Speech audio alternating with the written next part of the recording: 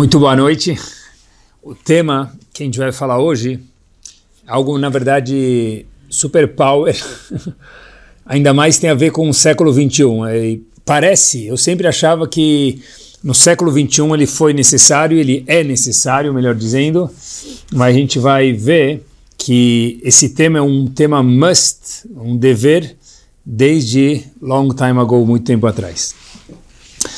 E óbvio que nos dias de hoje é odio ter tov, é mais necessário ainda, né?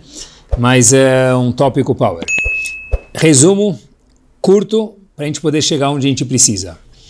Nós tivemos 3 avot, Avraham, Yitzhak e Yaakov, 3 patriarcas. Se a gente for notar, Avraham Avinu, ele teve uma criação muito curiosa, onde Avraham Avinu, ele primeiro foi, seu pai fez idolatria, Avraham Avinu veio de uma casa de idólatras, e ele teve que depois ir conhecer Hashem sozinho. 2 filhos, Ishmael e Yitzhak, ele que formou a locomotiva do trem chamado Bnei Israel. Em seguida vem o segundo dos patriarcas, Yitzhak. Esse filho já vivenciou uma casa religiosa, uma casa com alicerces que a Torá preza, e ele foi a única pessoa no todo o Tanakh, Torá Nevim e Ktuvim, convocada por Hashem para ser um korban, para ser uma oferenda para Hashem. Na verdade, a Kedat Yitzhak era que Yitzhak devia ser uma oferenda para Hashem, um korban. Então ele é até chamado de Olat Mimah, um korban olá, o nome de um korban, quer dizer, Yitzhak é um ser humano que é chamado por Hashem de um korban, de uma oferenda, único, no Tanakh inteiro.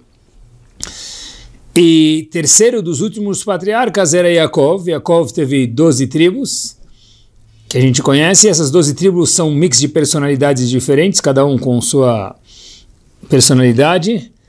E Yaakov foi o único que teve os filhos todos no caminho da Torá, porque Avraham Avinu teve Ishmael e Yitzhak teve Esav.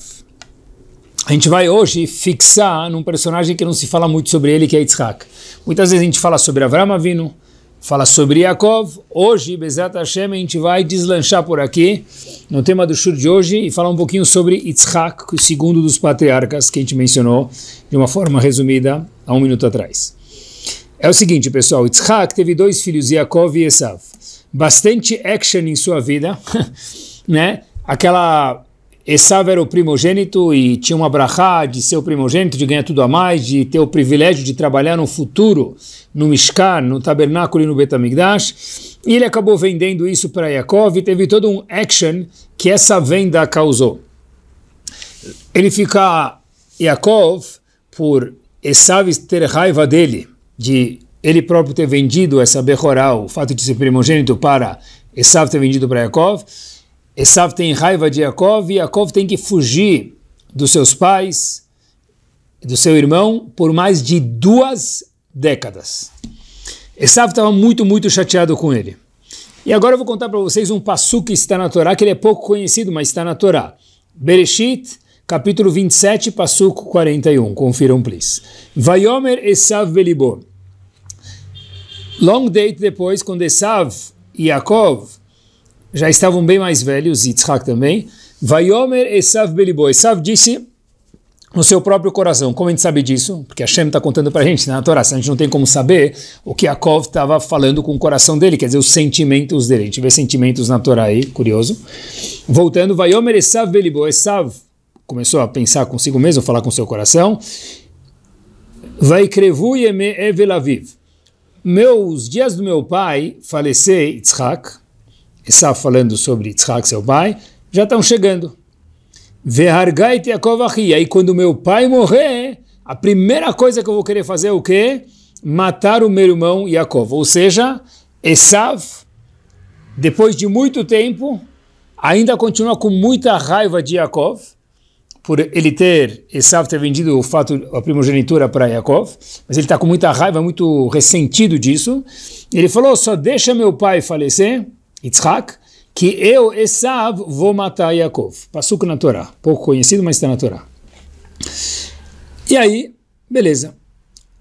Diferente de Cain e Hevel. Cain ficou com raiva, o que ele fez? Imediatamente ele matou Hevel. Aqui não. Aqui Esav já estava com muita raiva de Yaakov, e ele falou, eu não vou matar ele agora. Ele falou, deixa eu esperar meu pai morrer, só depois disso, depois de algumas décadas de paciência de Esav, eu vou matar Yaakov.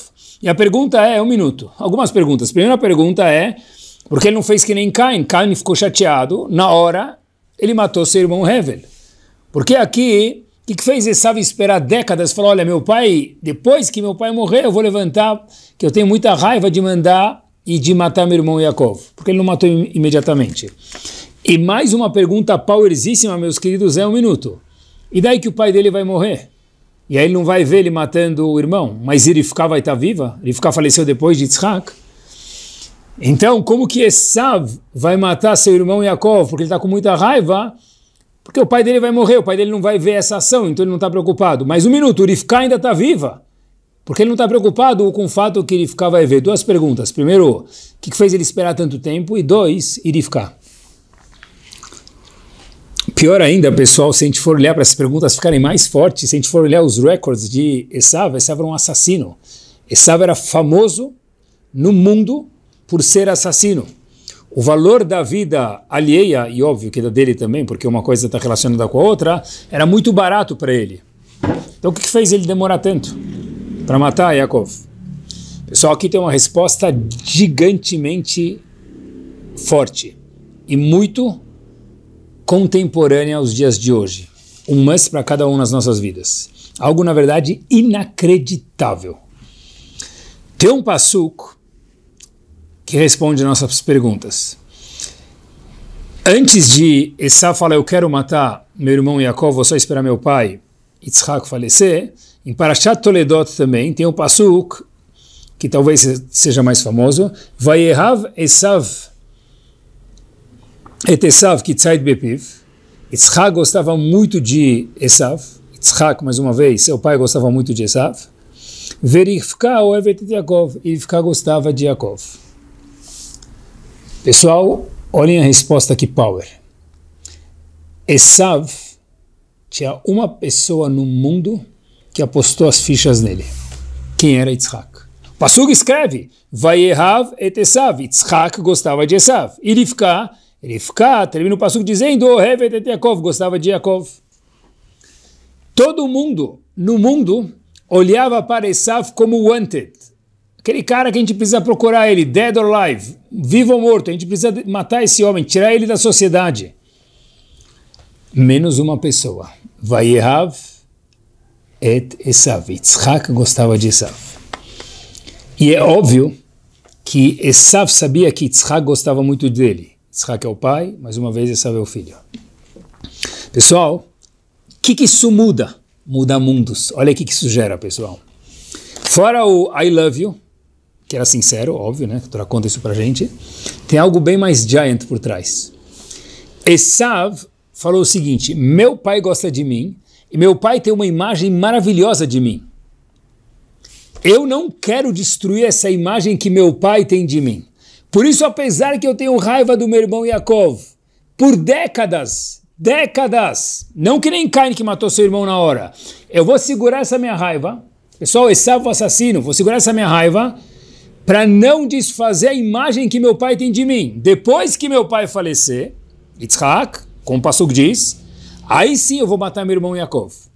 Por isso que o passuco fala, Vayomer Esav belibó, o passuco que a gente mencionou no começo, Esav disse para si mesmo, meu pai vai falecer, aí eu vou matar meu irmão.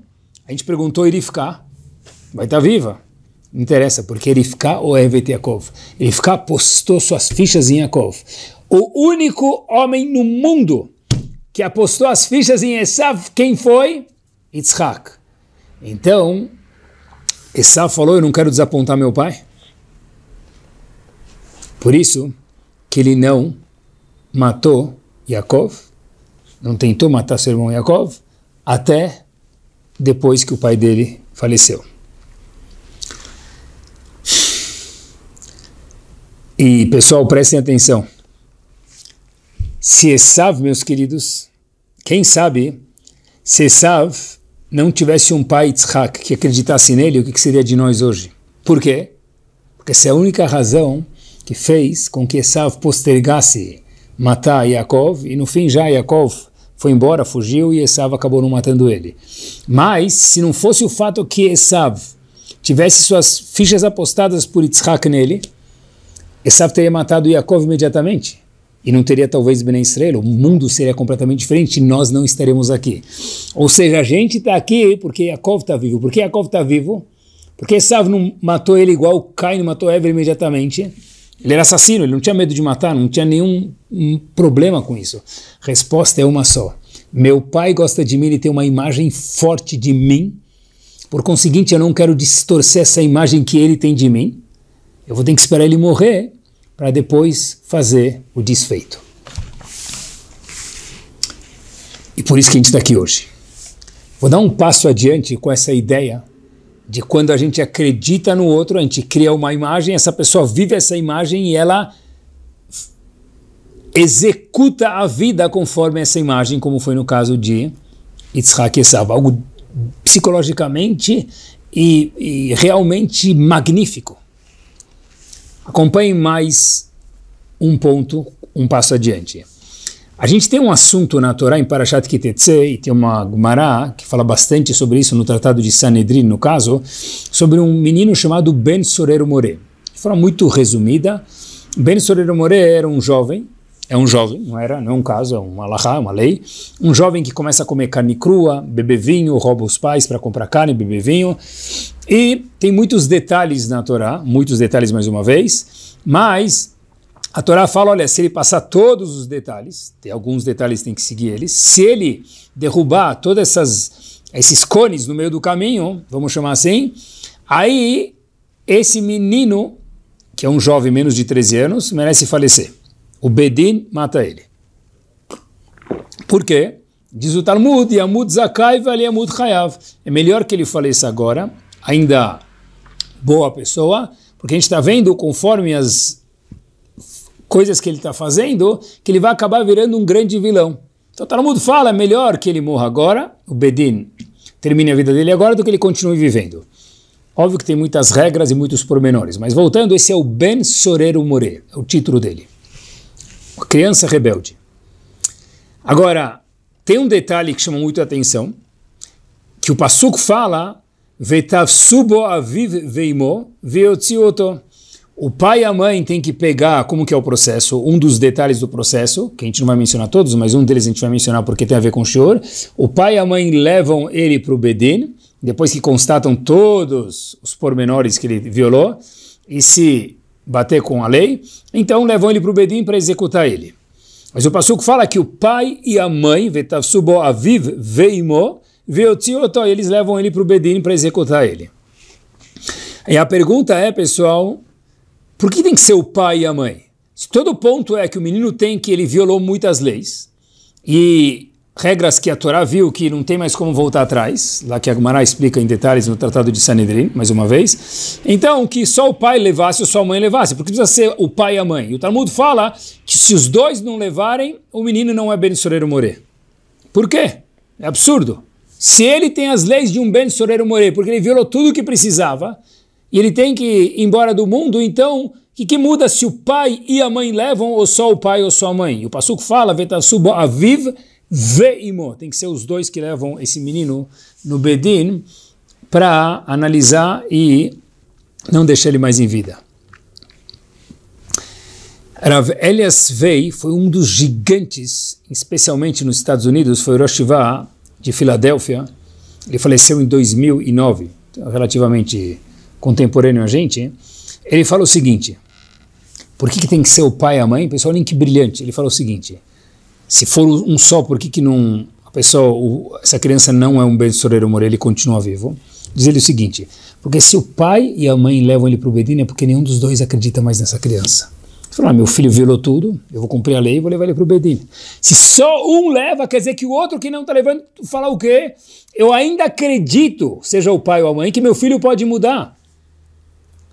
Então diz Alahá brilhantemente, só um leva, por isso que o pastor fala, se não for o pai e a mãe, ou seja, só um leva, esse filho não é um Ben Soror Umoré, ele continua vivo. Por quê? Porque o fato que um dos pais, seja o pai ou a mãe, não levou, é porque ele acredita nessa criança. Então a Torá diz, se ele acredita nessa criança, essa criança ainda pode mudar. Se o pai e a mãe levam a criança para o Bedin, é porque ninguém acredita nele, nem o pai nem a mãe.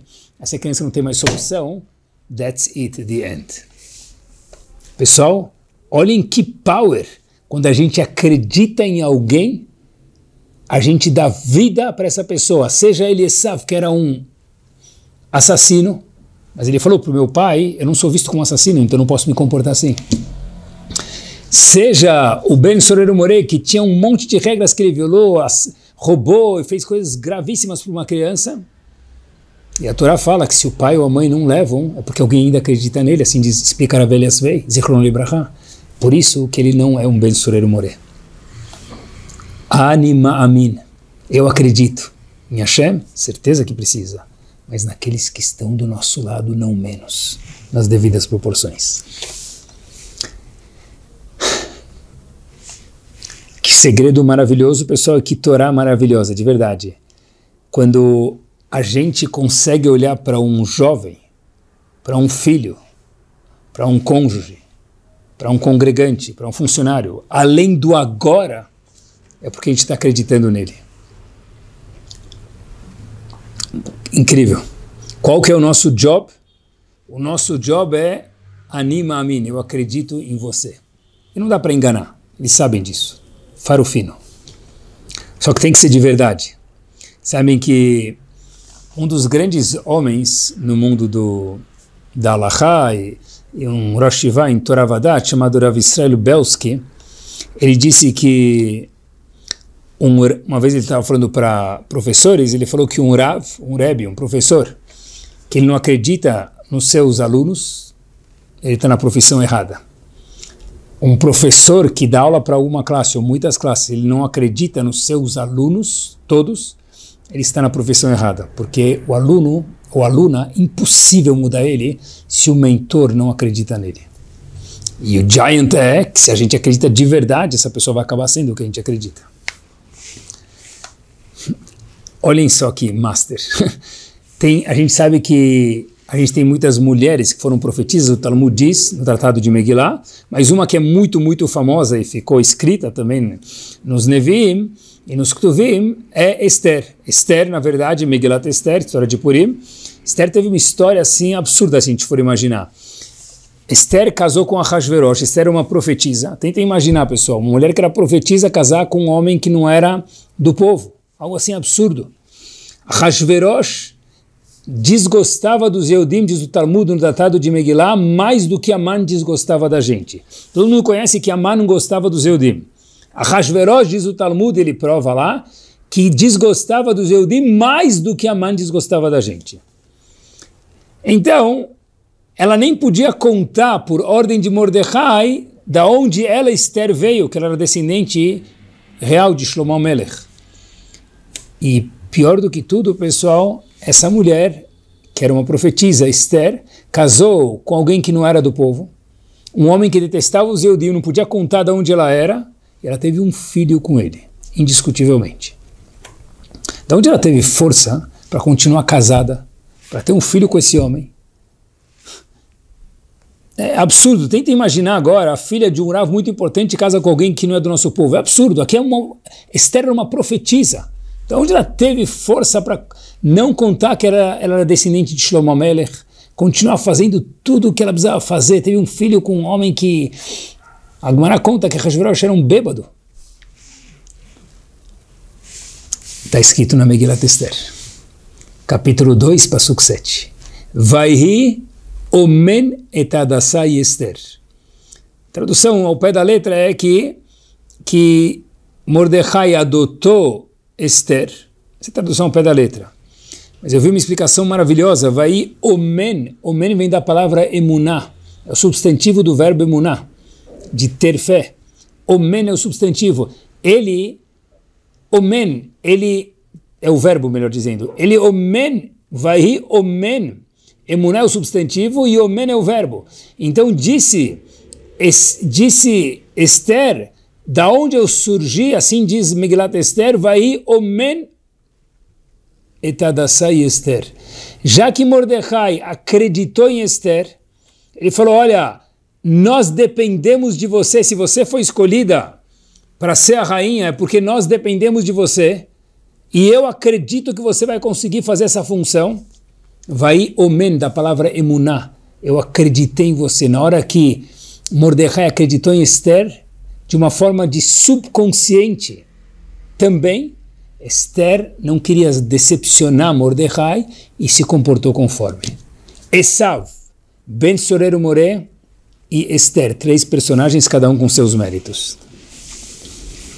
Vou contar para vocês, pessoal, um fato pouco conhecido, mas se não fosse que ele fosse algo mais público, eu não poderia contar, seria proibido. Um dos Rashei Shivot de Lakewood se chamou Rav Shneur Kotler, Zichron Libracha. Ele faleceu em 1982, filho do Rav Aaron Kotler, o fundador da Yeshiva de Lakewood. Yeshiva não, me permitam, do mundo, do país, do universo chamado Lakewood. É um mundo de Torá, literalmente um mundo de Torá. Rav Aaron Kotler fundou, seu filho, Rav Shneur Kotler, falecido em 1982, continuou o trabalho do pai e fez a Yeshiva crescer mais ainda. Rav Shneur Kotler teve um filho com o nome do avô, nome do pai, na verdade, avô do filho, né? Nome do pai, Rav Aaron Kotler. Esse Rav Aaron Kotler, ele foi mandado embora de 11 yeshivot durante sua jornada de estudos. Escutou certo, 11 yeshivot, ou seja, Guinness, isso mesmo, livro dos recordes, né? Quando a gente escuta, foi mandado de uma escola, embora de uma escola 2, já é grave, 11 escolas.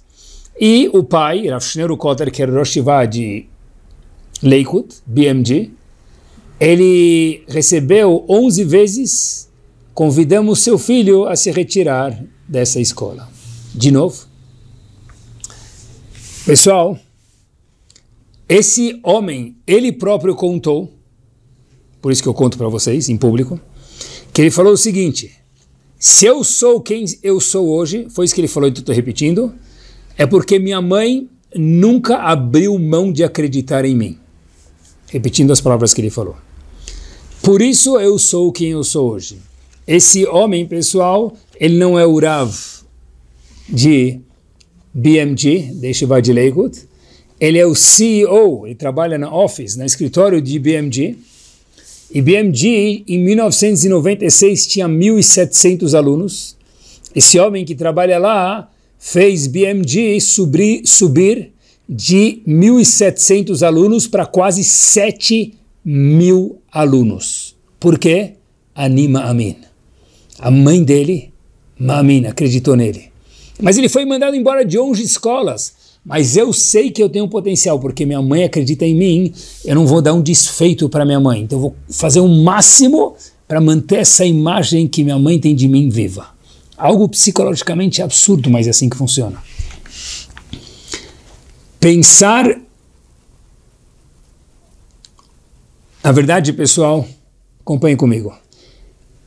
Aqueles que estão à nossa volta não precisam de perfeição. Eles precisam, na verdade, de um apoio e nós não podemos limitar essas neshamot que estão ao nosso lado. Sabe que pensar assim é a forma natural de pessoas grandes. Para a gente é uma novidade, talvez, com todo respeito a todo mundo que estiver escutando, mas para os nossos Gdolim isso era algo comum. Vou contar para vocês uma história que eu tinha visto ela faz muito tempo atrás, mas eu vi ela escrita. E da pessoa que contou, e para mim me chamou muita atenção, eu queria compartilhar com vocês. Tem tudo a ver com o show de hoje. História um pouco ousada e engraçada, mas ela é verdadeira. Um jovem teve uma ideia diferente. Adolescência, tudo é possível. Teve uma ideia muito diferente. Ele foi passar um trote, até é normal, divertido talvez. Para quem? Para o Rav Moshe Feinstein. Muito diferente. Ligou para o Gadol Hador passar um trote para ele. Pior ainda, ele esperou a madrugada para ligar para o Rav Moshe Feinstein passar um trote. Ele liga para o Moshe Feinstein no meio da madrugada, pós meia-noite, fala, eu tenho uma pergunta urgente. Rav Moshe Feinstein era o Gadol Hador, o gigante da geração. Perguntas dos 4 cantos da terra vinham para ele, de todos os tipos, cores e sabores. A esposa atende e fala para ele, você tem certeza que é urgente porque meu marido está dormindo? Esse jovem diz, sim, é urgente. O menino começa a conversar com o Rav Moshe Feinstein, recém-acordado, e Rav Moshe Feinstein logo percebe que é um trote. O que a gente teria feito? Melhor não falar. Mantenha em silêncio. Tá bom? O que Rav Moshe Feinstein fez? Vejam só. Ele falou o seguinte para o menino, o que você está estudando? O menino ficou com receio de falar o que ele está estudando, porque vai descobrir que Yeshiva ele estuda e talvez vai penalizar o menino. O menino Rav Moshe Feinstein falou para ele, relaxa, eu só quero saber que tratado do Talmud você está estudando. Então ele falou, eu estou estudando tal tratado. Que página? Tal página. A Moshe Feinstein que sabia o chassi inteiro, o Talmud inteiro na ponta da língua, falou para ele, eu vou te fazer uma pergunta que o Tosfot, um dos comentaristas, faz sobre o Tosfot. Uma pergunta sobre o Tosfot, e eu acho que você vai gostar. A Moshe Feinstein começou a contar para ele a pergunta sobre o Tosfot. Tosfot é um comentarista do Talmud. E percebeu que o menino nem sabia Agmará para chegar no Tosfot para fazer a pergunta sobre o Tosfot. No meio da madrugada, a Moshe Feinstein sentou com o menino pelo telefone e estudou Agmará. Depois que o menino estava claro na Agmará, a Moshe Feinstein, sim, isso mesmo, no meio da madrugada, ensinou o Tosfot para ele. Depois disso, meus queridos, o que ele fez? Ensinou a pergunta power que a Moshe Feinstein tinha sobre o Tosfot. O menino repetiu a Agmará, viu que estava claro, repetiu o Tosfot para Moshe Feinstein, repetiu a pergunta sobre o Tosfot. Tosfot, mais uma vez, é um comentarista na Agmará. A pergunta sobre o Tosfot para Moshe Feinstein. A Moshe Feinstein viu que estava super claro para ele, falou para ele o seguinte, olha, vou te pedir um favor. O menino falou, Rav, depois de tudo que você me ensinou, pode me pedir o que você quiser. Falou para ele, amanhã, quando você chegar no shiur, faz essa pergunta para o teu Rav. Só isso, disse ele, claro. O Rav começou a ler a Agmará. No shiur, no dia seguinte, o menino que passou o trote estava lá. E ele já sabia a Agmará, porque tinha estudado com o Rav Moshe Feinstein no meio da noite no telefone. E o Rav leu o Tosfot, e o menino já sabia o Tosfot, porque o Rav estudou com o Rav Moshe Feinstein. E termina o Rav de explicar a Agmará e o Tosfot. O menino levanta a mão, aquele menino que não é nada brilhante, o Rav ficou surpreso. E o menino fala o seguinte, eu tenho uma pergunta. E ele menciona a pergunta que o Rav Moshe Feinstein ensinou para ele ontem. O professor olha para ele, o Rav, olha para ele e fala, que pergunta, uau! Já ensinei essa Agmará muitas vezes, nunca tive essa pergunta. Que pergunta brilhante, de onde você teve essa pergunta? Disse ele, do meu Havruta. Mas quem é teu parceiro de estudo? Diz ele, Rav Moshe Feinstein. Você estuda com Rav Moshe Feinstein? Diz o menino, sim. E era verdade. Estudou ontem à noite com Rav Moshe Feinstein. O Rav quebrou a cabeça uma semana para procurar a resposta e tratou o menino de outra forma, porque se você é Havruta do Rav Moshe Feinstein, você merece um tratamento VIP. Rav Moshe Feinstein tratou ele de forma VIP em vez de dar bronca. O Rav, vendo que ele é Havruta do Rav Moshe Feinstein, tratou ele de forma VIP ao cubo. E o menino ficou VIP. Esse menino depois, meus queridos, virou um Magid Shur, um professor, numa das yeshivot em Nova York. O menino que foi passar trote para Moshe Feinstein. A Moshe Feinstein falou para si mesmo, se eu acreditar nele, ele vai acreditar nele. Se ele acreditar nele, that's it. Estamos feitos. Vai ser igual Esav, igual Esther, igual Ben Sorero More, que a gente mencionou no shiur. É um ciclo vicioso. Ani Mamin, eu preciso, nós precisamos acreditar naqueles à nossa volta.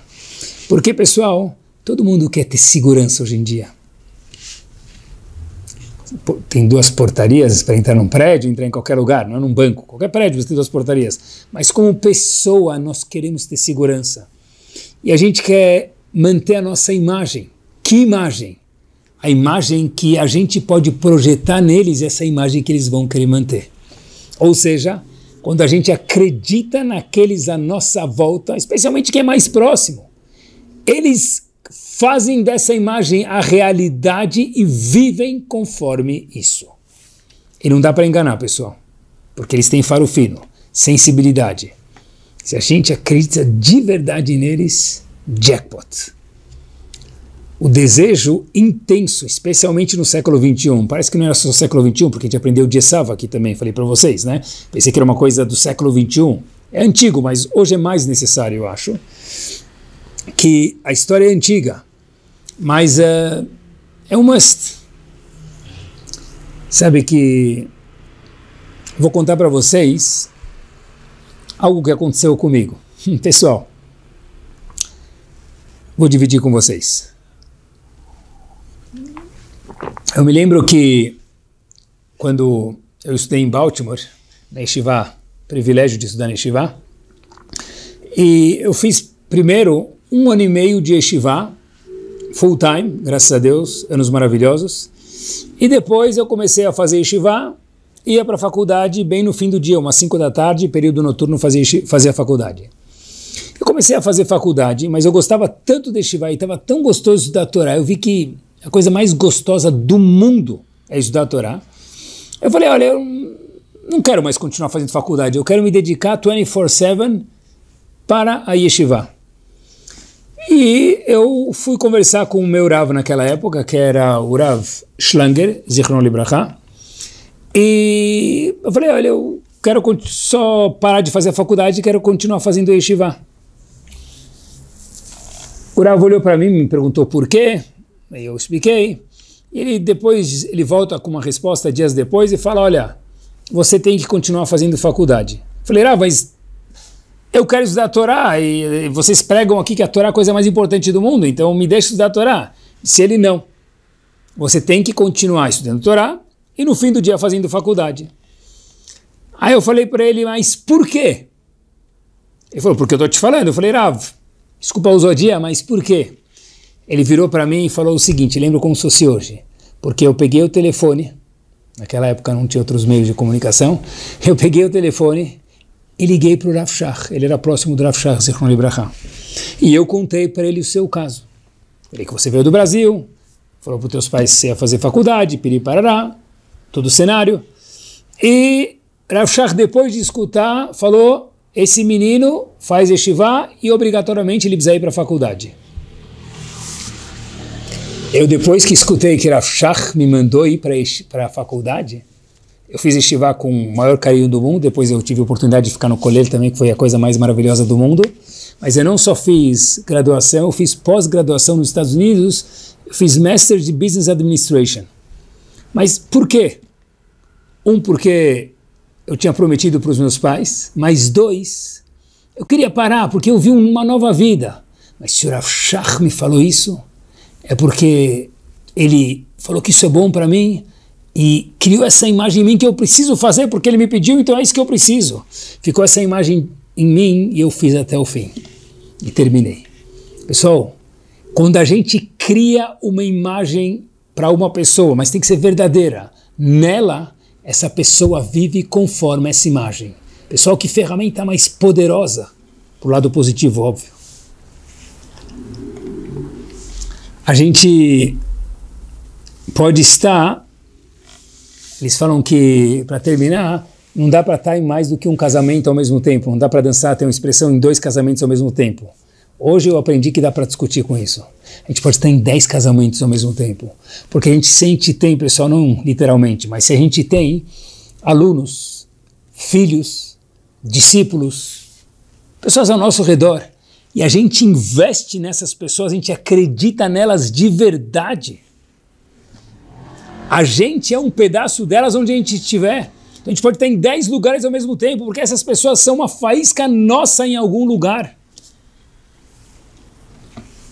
E amanhã, essa pessoa talvez nem lembra, ou talvez lembra, não muda. O ponto é que a gente criou pilares de pessoas maravilhosas porque a gente acreditou nele, nela, neles, nelas de verdade. Pessoal, toda criança é uma promessa esperando um olhar de confiança de um mentor. Eu repito, toda criança, sem exceção, não existe criança ruim. Talvez existe uma de milhões, eu nem sei se existe, eu acho que não existe. A criança é ruim, como que dá para essa criança ruim? Muito difícil. Toda criança é uma promessa esperando um olhar de confiança, pessoal. Se a gente plantar a fé, que a gente confia neles, a gente vai colher gigantes. Nada melhor do que isso. Semana espetacular a cada um de vocês.